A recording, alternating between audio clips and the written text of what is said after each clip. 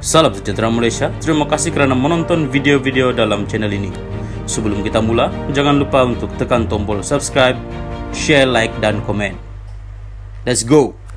Salam sejahtera dan salam perpaduan kepada seluruh rakyat Malaysia. Berita seterusnya bertajuk Isu Kuti Saman Fitnah Mahathir terhadap Zahid bermula 11 September. Berita penuh. Mahkamah Tinggi hari ini menetapkan 4 hari bermula 11 September untuk perbicaraan kes saman difailkan Tun Dr. Mahathir Mohamad terhadap Datuk Seri Dr. Ahmad Zahid Hamidi atas dakwaan mengeluarkan kenyataan berbaur fitnah berhubung isu Kuti membabitkan bekas Perdana Menteri itu.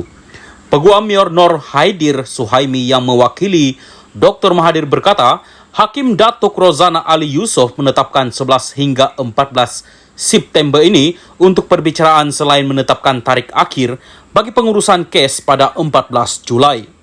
Pihaknya akan mengemukakan 2 saksi iaitu Tun Dr. Mahathir dan anaknya Datuk Seri Mukris untuk memberi keterangan pada perbicaraan kes itu, kata Mayor Nur Haidir ketika dihubungi selepas pengurusan kes yang berlangsung melalui sidang video hari ini. Prosiding itu turut disertai Peguam Muhammad Syahril Madisa mewakili timbalan Perdana Menteri itu.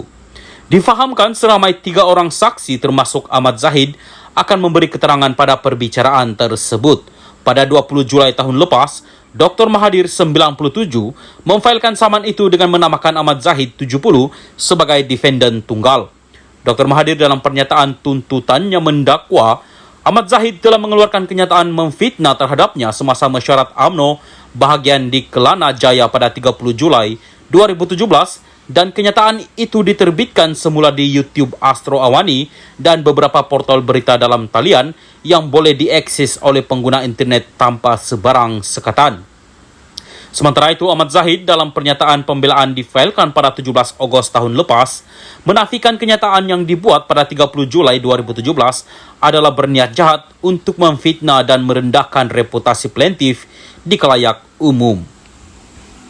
Salam sejahtera dan salam perpaduan kepada seluruh rakyat Malaysia. Berita seterusnya bertajuk Ketirisan RM10 bilion. MOF perlu semak fakta subsidi diesel dengan betul. Ismail Sabri. Berita penuh. Kementerian Kewangan MOF perlu memeriksa dengan betul dakwaan ketirisan subsidi diesel berjumlah hampir RM10 bilion ringgit sepanjang 2022 seperti diumumkan Perdana Menteri Datuk Seri Anwar Ibrahim dalam Belanjawan 2023 pada Jumaat lalu. Bekas Perdana Menteri Datuk Seri Ismail Sabri Yaakob berkata, ini kerana jika benar ketirisan berlaku dalam jumlah terbabit, ia bermakna wujudnya penyelewengan besar terhadap subsidi berkenaan. Kalau tidak silap saya, subsidi bahan bakar minyak RON 95 dan diesel semua sekali kira-kira RM30 bilion tahun lalu. Daripada jumlah itu, mungkin RM10 bilion hingga RM12 bilion adalah subsidi diesel. Kalau RM10 bilion subsidi diesel diselewengkan seperti diumumkan Perdana Menteri dalam Belanjawan 2023, apa yang tinggal? Elok periksa betul-betul, katanya kepada BH hari ini. Beliau yang juga ahli Parlimen Beira berkata demikian ketika mengulas kenyataan Anwar yang juga Menteri Keuangan ketika membentangkan Belanjawan 2023 mendedahkan wujudnya ketirisan subsidi diesel dengan anggaran hampir RM10 bilion sepanjang tahun lalu. Kenyataan Perdana Menteri dalam Belanjawan itu memberi gambaran seolah-olah sepanjang tempoh pentadbiran Ismail Sabri sebagai Perdana Menteri pada 2022, ketirisan subsidi diesel itu kira-kira RM830 juta ringgit sebulan. Semakan BH dalam portal rasmi Kementerian Kewangan MOF menemui siaran media bertarikh 25 Jun 2022 yang dibuat oleh Menteri Kewangan ketika itu Tengku Datuk Seri Zafrul Aziz. Berdasarkan kenyataan media itu, Zafrul dilaporkan berkata, unjaran perbelanjaan subsidi kepenggunaan bagi 2022 setakat tarikh itu berjumlah RM77.3 bilion adalah jumlah subsidi tertinggi di dalam sejarah pernah ditanggung oleh mana-mana kerajaan. Subsidi kepenggunaan itu meliputi petrol, diesel, LPG, minyak masak, tepung dan elektrik bagi mengurangkan kos sara hidup rakyat dan bil subsidi tidak termasuk bantuan kebajikan.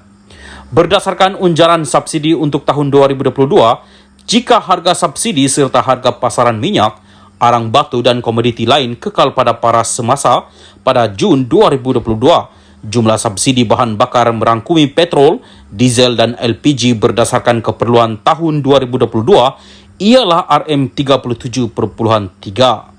Jumlah subsidi bahan bakar itu adalah paling tinggi berbanding pada 2021, yaitu sebanyak Rm13.2 bilion, Rm1.6 bilion 2020, Rm6.1 bilion 2019, dan 7.4 bilion 2018.